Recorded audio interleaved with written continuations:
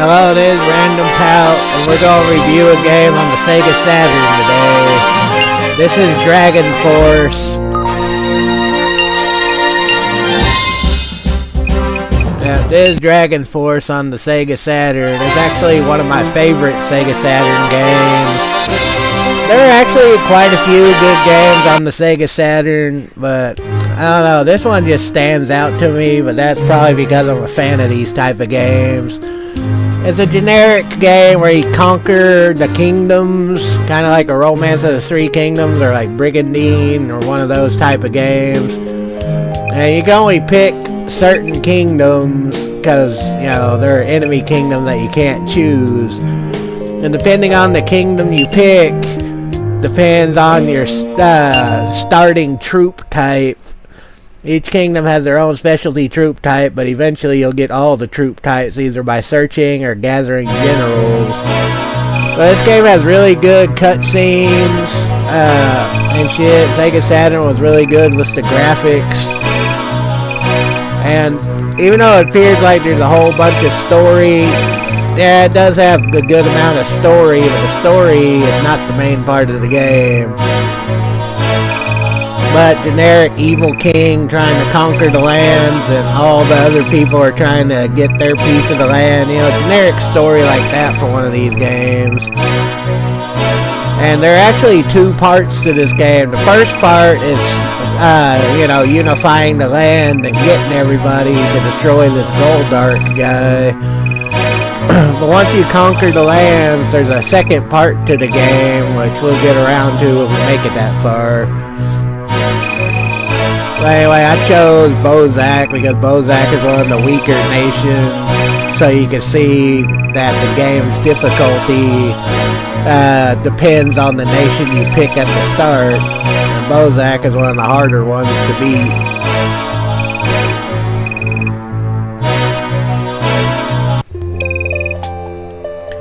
Anyway, in the first part, there are two steps. There's the domestic phase, where you can upgrade your castle, search for people and gear, and audience with your generals. Because if you don't keep your generals happy, then they will leave you, and that's not a good thing, because you need a whole lot of generals, just like any type of game like this. But your characters have to have at least 70 intelligence, otherwise they can't search or fortify, so you gotta make sure you get a bunch of guys that have good intelligence.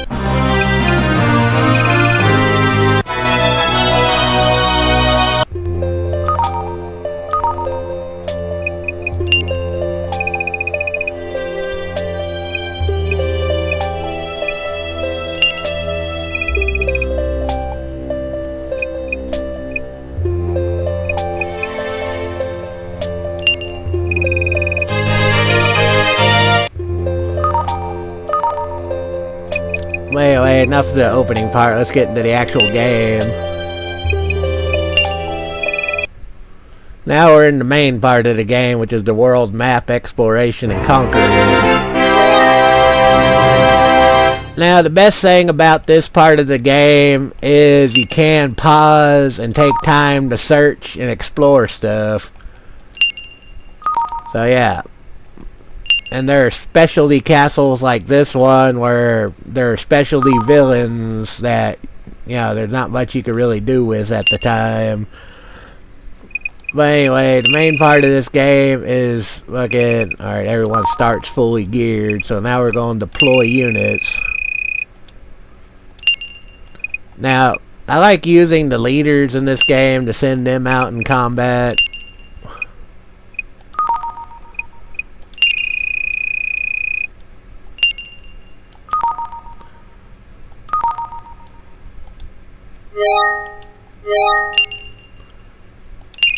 Sorry, I'm trying to remember the controls because it's been so long since I played the game. There we go. Sorry, I had to remember the controls. It's been a long time since I played this game.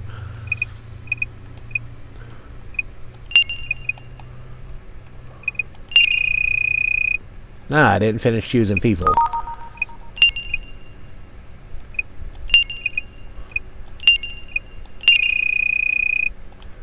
You don't want to completely empty a castle, because if you completely empty a castle, then the number of reserve troops in the castle will be 0, and that could put you in a really bad spot as the game progresses.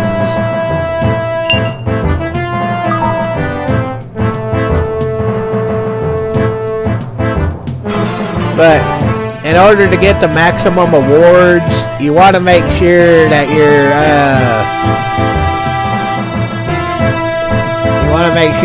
teams are always battling, because the more battles you get, the more awards you get to award your officers with. So you always want to make sure you get into battles during the fights.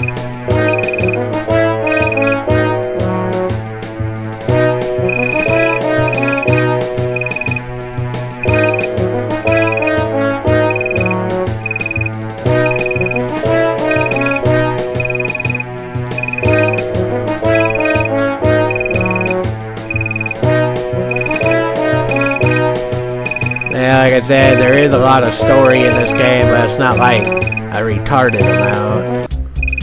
But anyway, this is the battle system where you can pick your guys to fight in any order you want.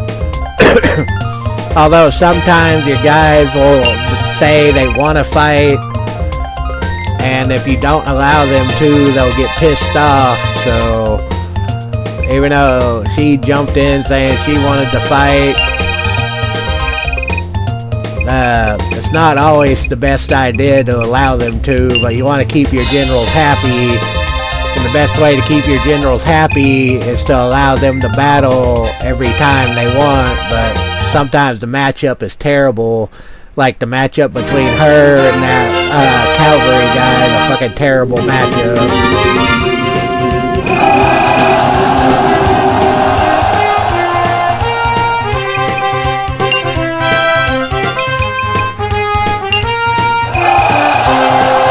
Anyway, the graphics on this game are incredibly good for Sega Saturn. The animations and detail and stuff are actually really good. The music, I like the music in this game. It's not the greatest music, but it's not bad music. Wait, this is a bad matchup for me. And of course, each character has their own special abilities. So in every battle, you have to let your power bar build up.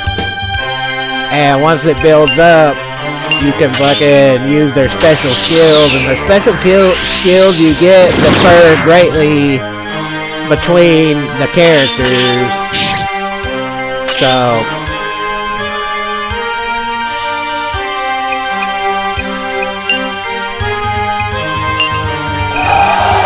not to mention the tactics you can pick also differ based on the characters. Like, not everyone has the melee one.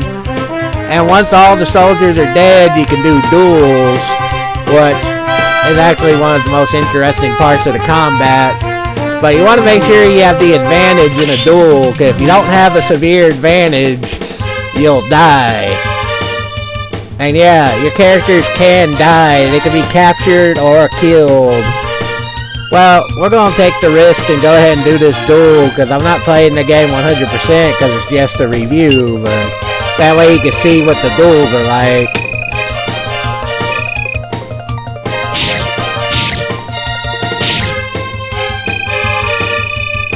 But sometimes you get screwed because the computer gets 1,000,000 critical hits. Like right there, I got screwed in that duel because he had like 2 super critical hits and I got none. So that was bullshit. And now she's injured. She didn't die, but she's injured.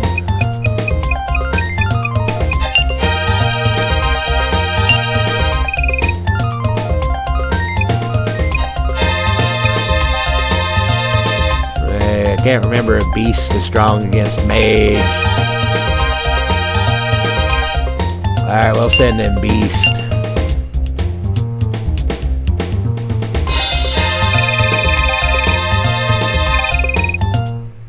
But yeah, it is an excellent game for anybody that likes strategy games, for conquering and bullshit.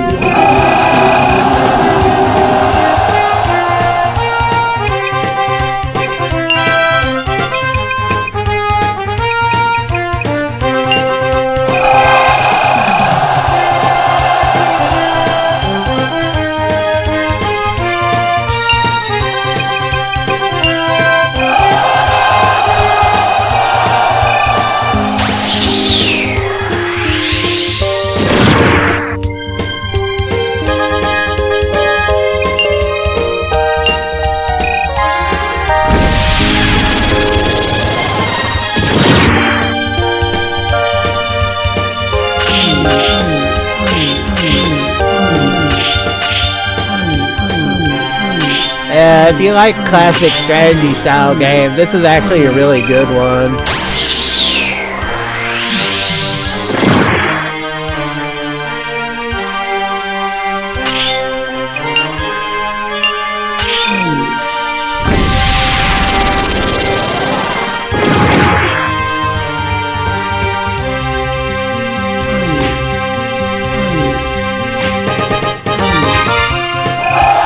Even though the computer in this game could be an asshole, like, I obviously had the advantage, but somehow she still had troops survive, so the computer on this game could be completely one-sided sometimes. But on games like this, you gotta expect bullshit. As long as you're able to win the fight, it don't matter in the long run.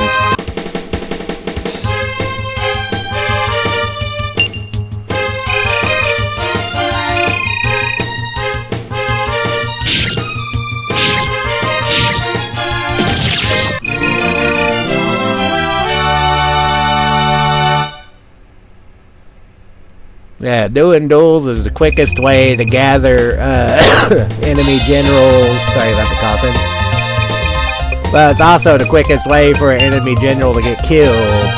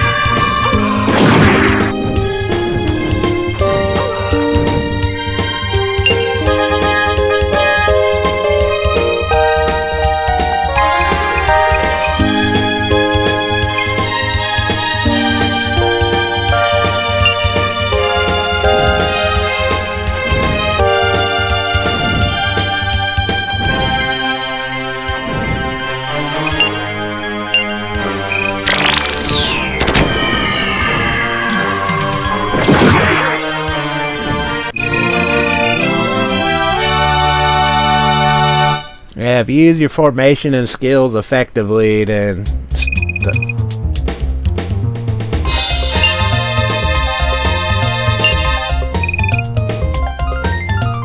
sometimes you're better off using your characters to weaken the other. Like, we're gonna use her to weaken him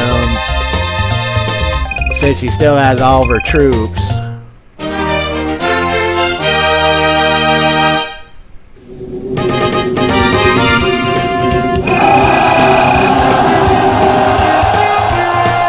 But yeah, we're probably not going to do a whole review of this. Like I said, this is just a review, and we're not going to play the entire game. I'm just showing you it's actually a really good game, and it's definitely worth playing.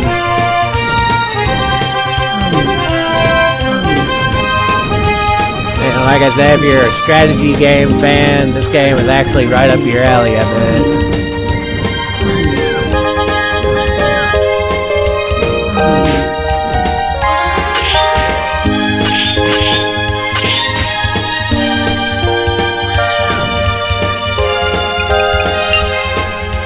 Do strategic retreats. That's another as another tactic you kind of have to learn how to do is learn when to strategically retreat.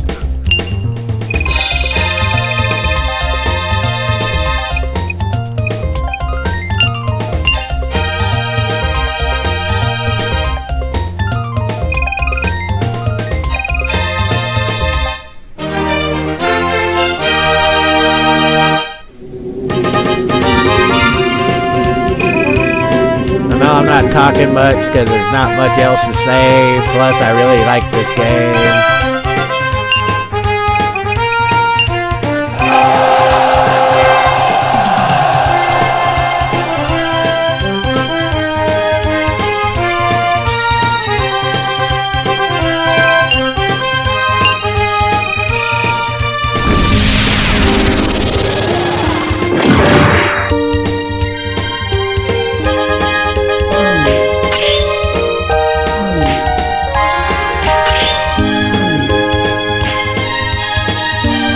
Now the maximum troops you can hold is 100, so once you get a guy up to 100, but you can also get various troop types. So once you get the medals and shit from searching and finding them, you can get different troop types for each character.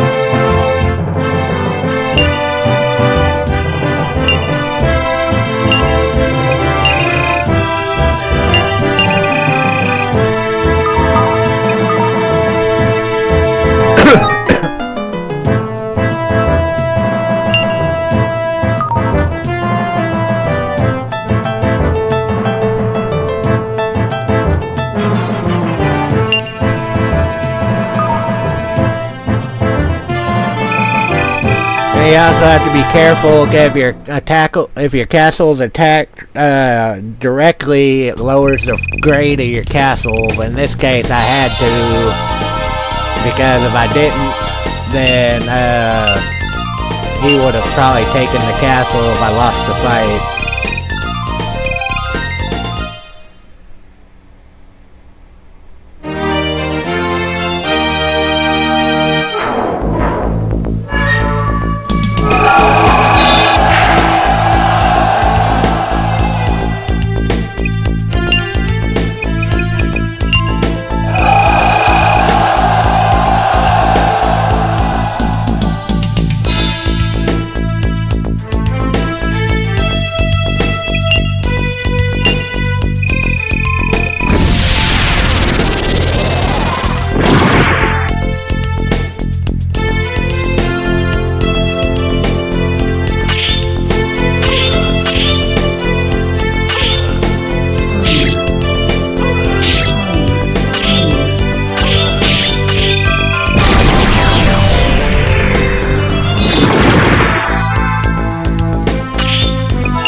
Of course, as you level up, your characters gain new abilities.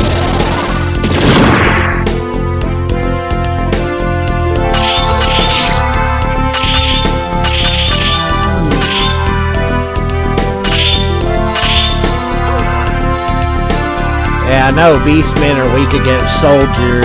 That's one reason why I took so much damage in this fight. When it should have been a clear victory. But you gotta know the strengths and weaknesses. Like Harpies, obviously weak against Archer. You know, you'll figure out the enemy weaknesses and strengths as you play the game.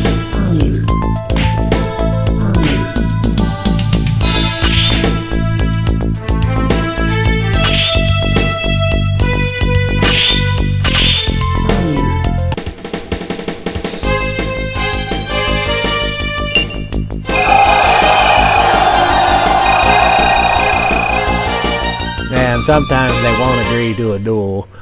But even if they don't agree to a duel, sometimes you can still capture them.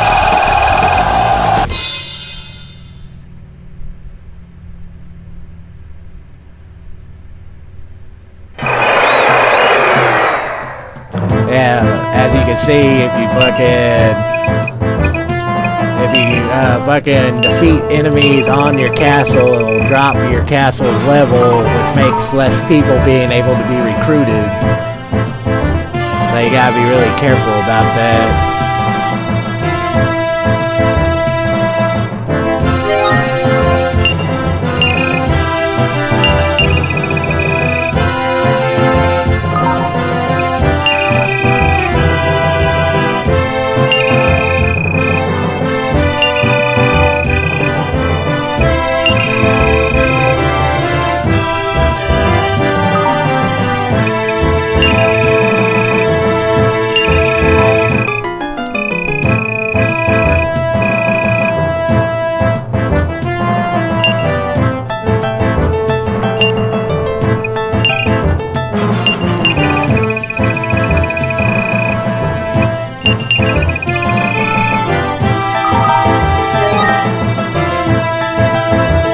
Of course, once the hourglass in the corner ends, it'll be the next day. We're going to go ahead and let him go for now. We're going to let that guy go. After all, it's just the first day. Yeah. That way we can prepare for the next area. As you can see, there are several other, you can have the connecting areas by the dotted line so you know where each castle's territory is and which ones they can make it to. So yeah, I'm starting to sound like an idiot with my commentary, so we're going to probably end this here in a second. So yeah, after the hourglass runs out, you always go to the domestic affairs.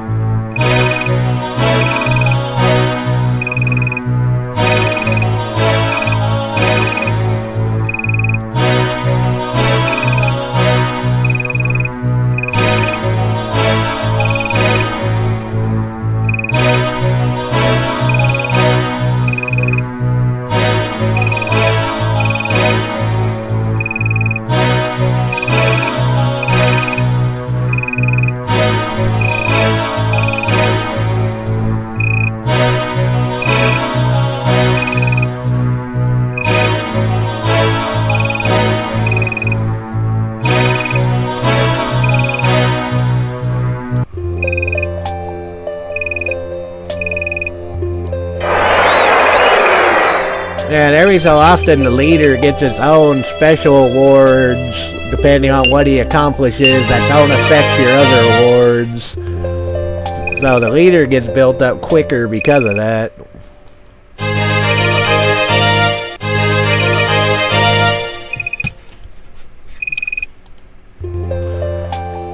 Then, of course, you award the guys to build up their fucking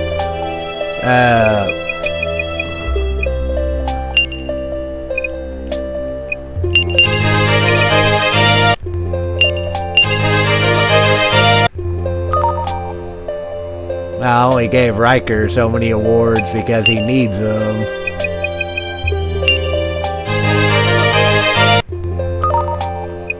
Because Riker is going to be one of your main guys at the start of this game when you're playing as fucking,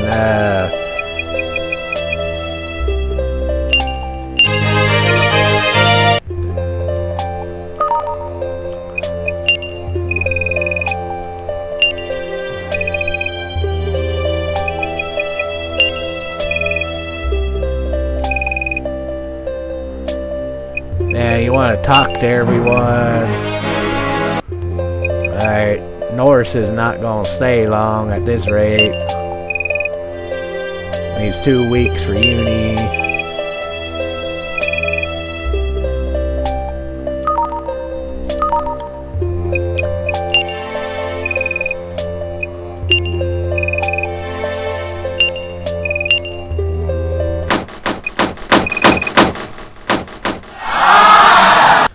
Yeah, sometimes when you try to fortify the castle, it fails.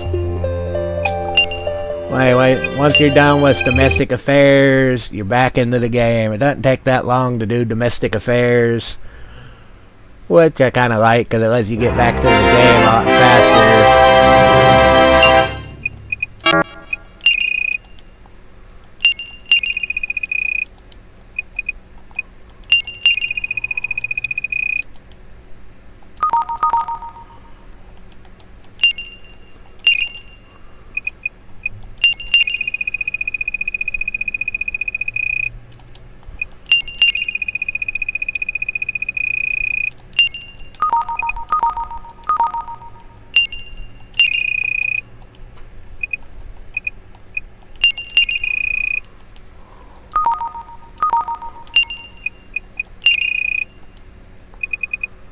Okay, then of course you gotta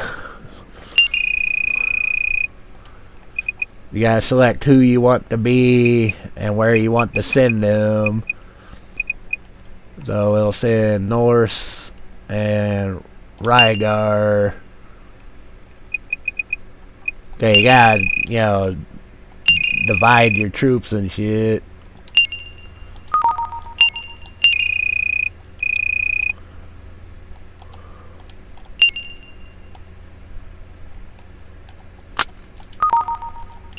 I don't know why the music cuts out every time fucking...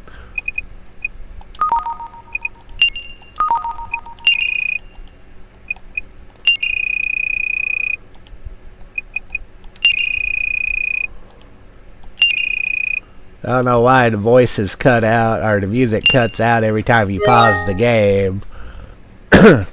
That's kind of annoying. But yeah, you want to redistribute your troops. Because if you don't, you'll have trouble later.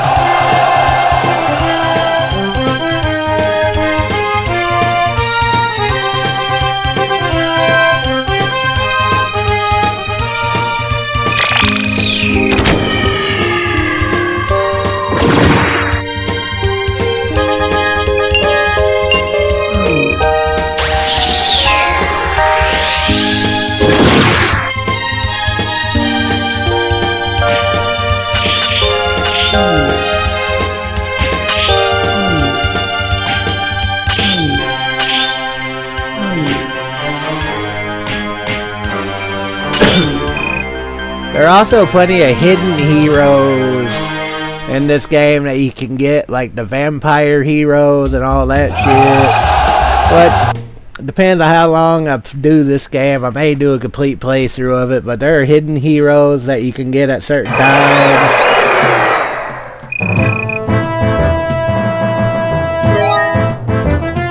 Such as in this tower over here, there's a specialty hero that you can get in this tower later on and shit like that. So there are heroes in these various towers that you can get and other places hidden throughout the game.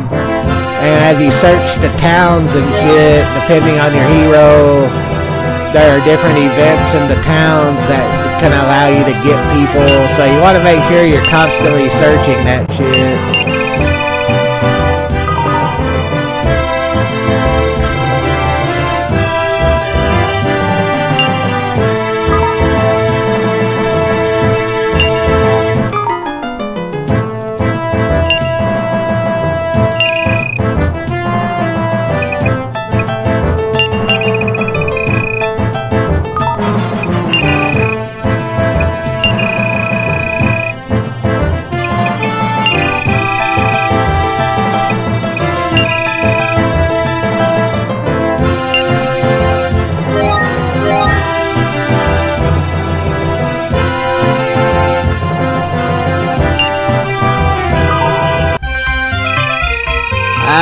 The fucking skull children. I forgot about those assholes. They pop up all the goddamn time, and they're a pain in the ass. And once you kill the skull children, a different group takes their place.